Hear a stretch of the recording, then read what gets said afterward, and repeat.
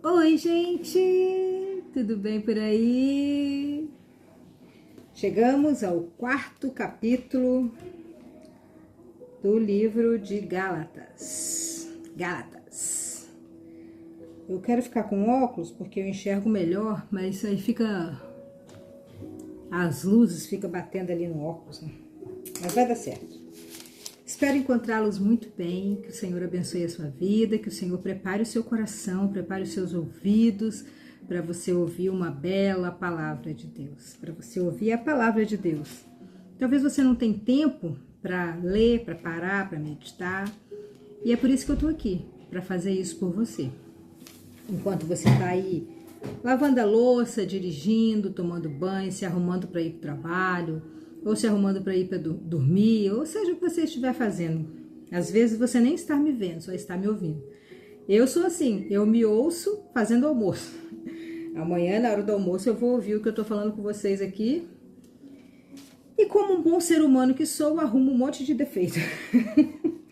Mas o que importa é a palavra de Deus, porque a fé vem pelo ouvir, e ouvir a palavra de Deus.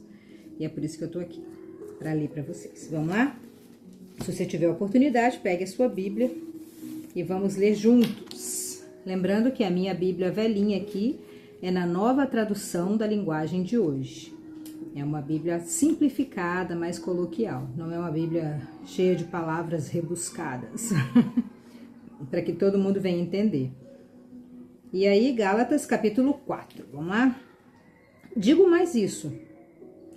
Enquanto é menor de idade, o filho que vai herdar a propriedade do pai é tratado como escravo. Olha bem. Mesmo sendo de fato o dono de tudo. Enquanto é menor, há pessoas que tomam conta dele e cuidam dos seus negócios, até o tempo marcado pelo pai. Assim também nós, antes de ficarmos adultos espiritualmente, lembra que nós lemos sobre o leitinho? Lembra? A gente leu sobre o leite, eu acho que foi em Hebreus. Acho não, tenho certeza que foi em Hebreus. Que a gente tem que crescer espiritualmente, né? Tem que começar a comer carne, churrasco, comer evangelho pesado, palavra de Deus profunda. E parar de ficar tomando só leitinho. E aqui tá falando que o filho, quando ele é menor de idade, ele é tratado como escravo. Ele fica ali, ele é dono de tudo, mas ele não tem autoridade, nem sabedoria, nem nada para poder... administrar uma fazenda, que é o caso aqui, né, uma propriedade. Assim também nós, antes de ficarmos adultos espiritualmente, fomos escravos dos poderes espirituais que dominam o mundo. Mas quando chegou o tempo certo, Deus enviou o seu próprio filho, que veio como filho de mãe humana e viveu debaixo da lei, para libertar os que estavam debaixo da lei, a fim de que nós pudéssemos nos tornar filho de Deus. É um versículo revelador, assim, para a pessoa que não sabe nada, não conhece nada, não entende nada, ela lê isso aqui, é nítido, é fácil compreender a função de Jesus nesse versículo, ó. Mas quando chegou o tempo certo, Deus enviou o seu filho único, que ele veio como mãe humana, ele foi gerado ali, ele foi implantado direto no útero da Maria, para não ter o pecado original.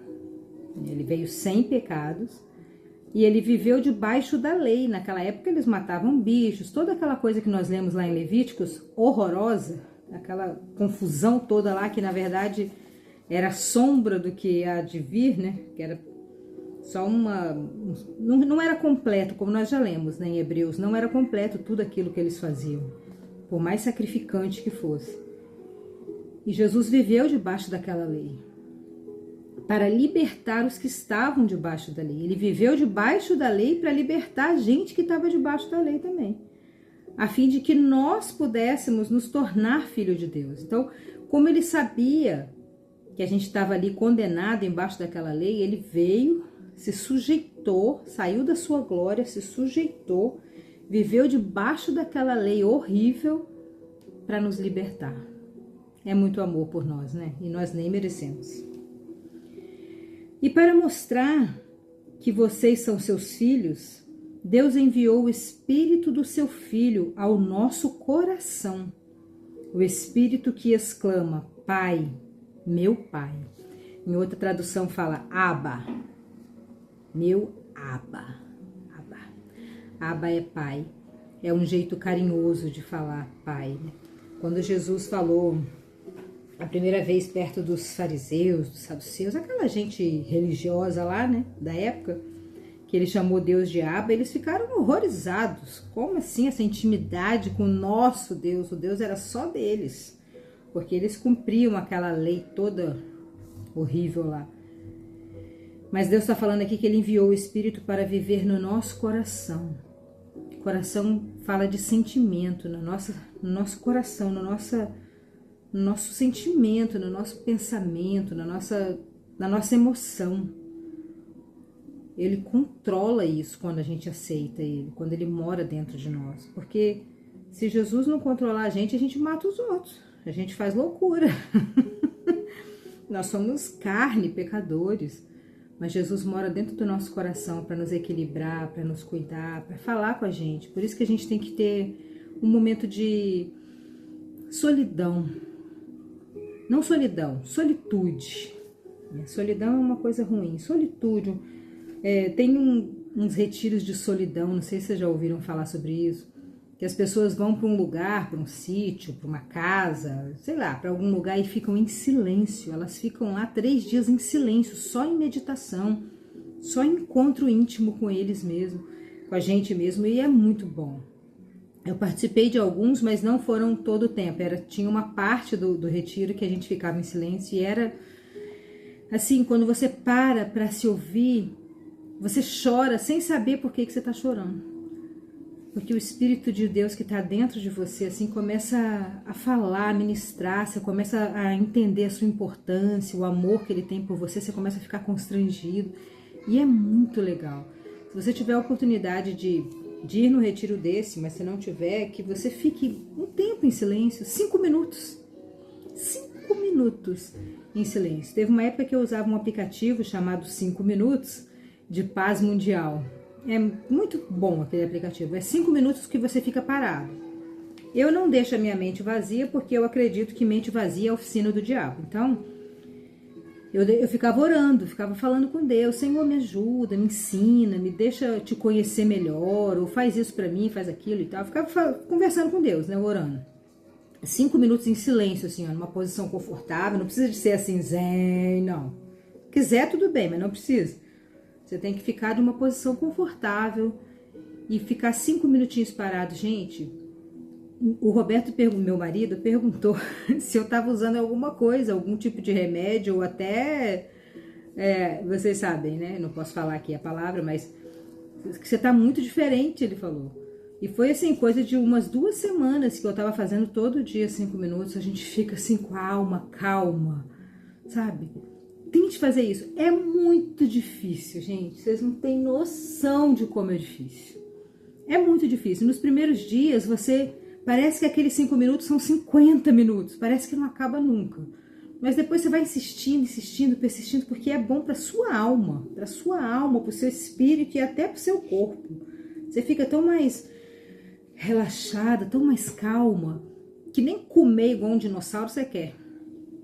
Nem ficar fazendo coisas que destroem você não quer. Fofoca, sei lá, fazendo coisa errada, você não quer, porque você fica com a alma calma, você consegue ouvir Deus, é muito bom. Eu não sei por que eu tô perdendo tanto tempo falando sobre isso, mas talvez seja a resposta para o seu problema. Talvez Deus está me usando isso porque eu não programei. Eu sentei aqui e comecei a ler, eu nem li antes de vocês, nem nada, não preparei nada, é bem espontâneo mesmo isso aqui. E eu tô falando para você, fique em silêncio. Busca Deus dentro de você, porque aqui tá falando, no versículo 6, você pode ler na tua Bíblia. Caso você não esteja acreditando que eu tô lendo na Bíblia, todas as Bíblias são iguais. E para mostrar que vocês são seus filhos, Deus enviou o Espírito do seu Filho para o nosso coração. E o Espírito que exclama, Pai, meu Pai. Assim vocês não são mais escravos, mas vocês são filhos. E já que são filhos, Deus lhes dará tudo o que Ele tem para dar aos seus filhos. Que coisa mais linda, gente. Deus tem tudo para nos dar. Tudo. E eu não estou falando desse mundo aqui, não, que isso aqui é pouco. Nós vamos andar em ruas de ouro, em coisas que a nossa mente nem pode imaginar. Eu tenho certeza que tudo que é bom, tudo que é lindo, tudo que é belo, tudo que é maravilhoso, tudo que traz paz aqui nesse mundo vai ter no outro. Isso eu tenho certeza absoluta.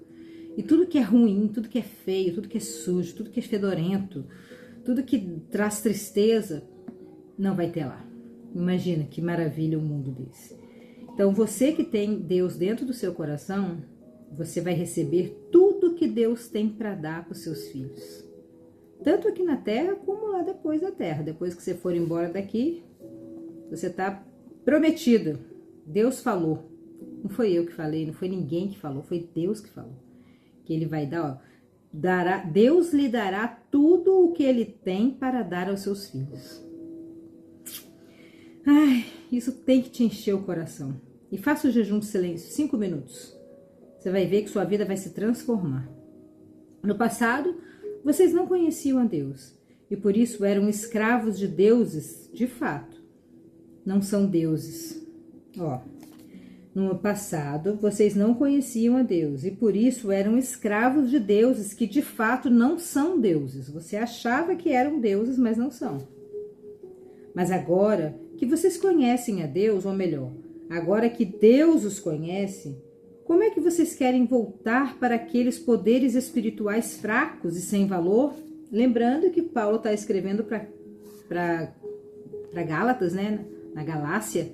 Está escrevendo para a igreja lá de Gálatas, para os Gálatas, para as pessoas que moravam nesse lugar. E eles estavam indo para um evangelho errado, como nós lemos ontem, né? Eles estavam aceitando outros tipos de doutrina, outros tipos de história. E aí Paulo vem e escreve essa carta para afirmar eles, para voltar. Por quê? Vocês sabem que aqueles deuses que vocês adoravam, de fato, não eram deuses. E por quê? Ele fala, ó, mas agora que vocês conhecem Deus, ou melhor, agora que Deus conhece vocês, como é que vocês querem voltar para os poderes espirituais fracos e sem valor? Por quê? Por que vocês estão se deixando levar por vãs filosofias, por pessoas que vieram a ser visto cão para tirar você da presença de Deus? Por que querem se tornar escravos deles outra vez? Por quê? Por que dão tanta importância a certos dias, a certos meses, a certas estações e a certos anos? Por quê? Estou muito preocupado com vocês. Será que todo o trabalho que eu tive com vocês não valeu nada? Tem pessoas que adoram dias, meses, anos, né? Estações. Tem gente que adora qualquer coisa que eles querem colocar no lugar de Deus. E Deus não... Ele não permite que você coloque nada no lugar dele. O lugar dele é sagrado. E é no centro do seu coração. Como nós já lemos aqui. O Espírito de Deus mora no nosso coração. A gente não pode deixar o dinheiro, a família, a saúde, o trabalho ou outros tipos de deuses, qualquer outra coisa roubar o lugar de Deus. Deus é o centro e Ele faz questão de ser o centro. Será que todo o trabalho que eu tive não valeu nada? Versículo 12. Meus irmãos, eu peço que sejam como eu. Afinal, eu sou como vocês e vocês não me ofenderam em nada. Lembrem, por que foi que eu lhes anunciei pela primeira vez o Evangelho? Vocês lembram? Foi porque eu estava doente, mas vocês não me desprezaram e nem me rejeitaram, embora o meu estado de saúde fosse uma dura prova para vocês. Pelo contrário, vocês me receberam como se eu fosse um anjo de Deus, ou mesmo como se eu fosse Cristo Jesus. E como vocês estavam felizes. Eu posso afirmar que se pudesse, vocês teriam arrancado com seus próprios olhos para me dar. O que foi que aconteceu? Será que agora, por ter dito a verdade, eu me tornei inimigo de vocês? Isso aqui está nos mostrando que Paulo tinha algum problema nos olhos, né? Ele passou por maus bocados lá nos olhos naquela época, sem nenhum tipo de assistência, né? Médico, hospitalar, essas coisas que nós temos hoje, né? Ele passou muito aperto lá, ele sentiu ficou muito doente. E ele fala que as pessoas trataram ele tão bem como se fosse o próprio Jesus.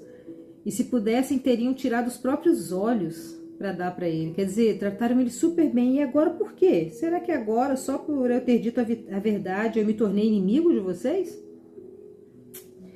Esses homens mostram grande interesse por vocês, mas a intenção deles não é boa. Nossa, esse versículo é forte. Eu vou repetir que talvez seja uma resposta. Eu estou sentindo nesse podcast, nesse vídeo, alguma coisa assim, ó. Eu não sei, eu tô sentindo muito forte, gente, que é você tá sendo enganado, assim, sabe? Tem alguma coisa... Nossa, eu tô me arrepiando. Tem alguma coisa acontecendo na sua vida que tá querendo te levar para um lugar que parece bom, mas não é. Parece legal, parece bom, parece aprazível aos seus olhos, mas não é. Deus está falando com você. Se você está pedindo uma resposta para Deus sobre isso, se vai ou se não vai, parece muito bom, muito legal, não é de Deus. Olha aqui, ó. Esses homens mostram grande interesse por vocês, mas a intenção deles não é boa. Então, se você estava querendo uma resposta, é não. Não. É falso, é errado, não é boa. A intenção desses homens, dessas pessoas, não é boa. O que eles querem é separar vocês de mim, para que vocês sintam por eles o mesmo interesse que eles sentem por você. Okay? O que eles querem é separar você de mim, para que vocês sintam por eles o mesmo interesse que eles sentem por você. Ah, tá, eles têm interesse, né? Domínio, né? Poder, como sempre até hoje. É bom vocês terem um interesse sincero sempre, e não somente quando eu estou com vocês. Que o nosso coração seja sincero, que a gente faça as coisas com sinceridade. O interesse sincero, ele está falando aqui. A gente às vezes fica... Até o Brennan mesmo, esse comentarista da Bíblia, ele fala muito assim sobre isso, nessas verdades, nesses textos que ele escreve, ele fala: você tá negando esse sorvete porque você está de jejum, ou é porque você quer perder uns quilinhos? Né? Você está ajudando esse mendigo porque você está se compadecendo do sofrimento dele, da fome dele, ou porque você quer se exibir para as pessoas que estão ao seu redor te olhando? E é isso aqui, ó. É bom vocês terem um interesse sincero, sempre, e não somente quando tem alguém olhando para vocês. O interesse tem que ser verdadeiro. Você tem que não negar o sorvete porque você está realmente se consagrando de jejum e não porque você quer emagrecer. Ajudar as pessoas porque elas precisam e não para se exibir. Meus queridos filhos, eu estou sofrendo por vocês como uma mulher que tem dores de parto. E continuarei sofrendo até que Cristo esteja vivendo em vocês. Como eu gostaria de estar aí agora para poder falar com vocês de um modo diferente. Eu estou muito preocupado com vocês. A preocupação de Paulo é a preocupação de uma mãe com o filho. É a mesma preocupação. É a preocupação de uma pessoa que ama. Ele amava a igreja. Ele amava aquelas pessoas fizeram muito bem para ele quando ele estava doente. Elas ajudaram muito, ele sentiu o amor, o cuidado, a atenção, o carinho deles, e de repente ele vê ele se desviando para outro lugar, se deixando levar por falsas doutrinas, indo para longe de Deus, e se entristece o coração dele. E ele: como eu gostaria de estar aí com vocês para falar com vocês de um modo diferente. Eu estou muito preocupado com vocês. Versículo 21. Vocês que querem estar debaixo da lei, me digam uma coisa. Vocês não estão ouvindo o que a lei diz? Tem gente que gosta da lei, né? Daquela lei lá de Levíticos que nós lemos, terrível, horrível. Ela diz, a lei diz que Abraão teve 2 filhos, um de uma escrava, Agar, e outro de uma mulher livre, que era Sara. O filho da escrava foi gerado como todas as crianças são geradas, mas o filho da mulher livre foi gerado por causa da promessa de Deus. Eu já falei com vocês em alguns episódios sobre isso, em relação a essa guerra lá da Palestina, por que eles brigam e tal. eles têm a razão deles, a justificativa deles é que Ismael é o primogênito. E realmente, Ismael é o primogênito. Eles acham que eles estão certos, o pessoal brigando lá na Palestina com Jerusalém. Os judeus e os palestinos, eles brigam porque é um de Ismael e o outro de Isaac. Só que aqui, nesse versículo, a gente entende perfeitamente. Eu já falei para vocês e vou ler de novo aqui o que está escrito. Ó. O filho da escrava, o filho de Agar, foi gerado como qualquer outra mulher pode gerar, como seus filhos, como os meus filhos. Foi gerado como uma pessoa, uma criança qualquer. Não? Todos nós somos especiais, mas ele foi gerado de forma natural, humana. Mas a filha da mulher livre, que no caso é Sara, que era a mulher que Deus tinha feito a promessa para Abraão, a esposa dele, a mulher dele, esse foi gerado por causa da promessa de Deus. Lembrando que Sara já tinha 90 anos e Abraão tinha 100 anos. O Isaac é realmente o filho da promessa.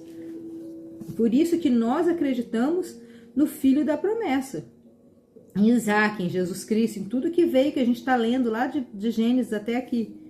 Nós acreditamos nisso. E não como os palestinos.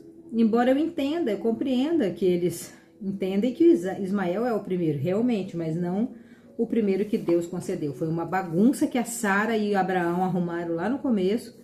Se você não ouviu, vai lá ouvir em Gênesis, está tudo aí nas redes sociais para você entender melhor. Versículo 24. Isso serve como um símbolo. As duas mulheres representam duas alianças. Uma aliança é a do Monte Sinai, que está representada por Agar, que é da terra. E os que são dessa aliança nascem escravos. Eles são escravos, olha bem. Pois Agar representa o Monte Sinai, na Arábia. Agar é o símbolo de Jerusalém atual, que é escrava com todo o seu povo. Mas Jerusalém celestial é livre, e ela é a nossa mãe. Pois as Escrituras Sagradas dizem: você, mulher que nunca teve filhos, fique alegre. Você que nunca sentiu as dores do parto, grite de alegria, pois a mulher abandonada terá mais filhos do que a que mora com o marido. Profundo. Meus irmãos, vocês não são como Isaac. Não, vocês são como Isaac. São filhos de Deus por causa da promessa divina. Ó, Paulo está ensinando o pessoal da Galácia e nós estamos lendo para nós agora. Ó. Meus irmãos, vocês são como Isaac. Você que está me ouvindo, você que chega até esse momento do vídeo, você é como Isaac. Vocês são filhos de Deus por causa da promessa divina. A promessa, ela se cumpre. Se Deus prometeu, ele vai cumprir. Não importa o que você faça pelo meio do caminho. A promessa vai se cumprir. Foi o que Sara Maluquete lá arrumou aquela confusão, pegou a escrava, deu para Abraão cruzar e fez essa bagunça, que nós estamos vivendo essa guerra toda aí por causa dessa confusão que Sara arrumou lá com Abraão. Mas a promessa, ela vai se cumprir. Ela vai se cumprir. Nós somos filhos de Isaac, de Sara, de Abraão. Nós somos a semente, nós somos os grãos de areia que o Senhor prometeu para Abraão. Naquela época, o filho havia sido gerado como todas as crianças são geradas. Perseguiu o que havia sido gerado por causa do Espírito de Deus. E a mesma coisa está acontecendo agora. Até hoje. Eles estão lá brigando entre eles. E aqui também tem um monte de filho de Ismael enchendo o saco da gente. Fala que não tem. Aposto que na sua vida tem um monte de filho de Ismael. Mas o que é que as Escrituras Sagradas dizem? Elas dizem: mande embora a escrava e o filho dela, pois o filho da escrava não herdará a propriedade do pai, junto com o filho da mulher livre. Essa frase foi uma frase que acho que Sara que falou lá, né? E ele pediu para ela mandar embora. E Deus foi lá e falou com Agar. Deus se compadeceu da Agar, ela estava debaixo da árvore. Tudo isso está lá em Gênesis, vocês vão lá ouvir, quem não conhece. Portanto, meus irmãos, nós não somos filhos de uma escrava, mas somos filhos de uma mulher livre. Nós somos livres, somos filhos de Abraão. Somos a herança, somos a promessa que Deus falou com Abraão. Não deixe que nada desvie o seu pensamento disso. Você é filho de Abraão, você veio da descendência de Abraão, você é gerado como com a mulher livre, não com a mulher escrava. Nós somos livres. Glória a Deus. Quanto tempo? 25 minutos. Muito obrigado para você que ficou até aqui comigo. E amanhã tem mais. Estamos quase acabando. Tchauzinho.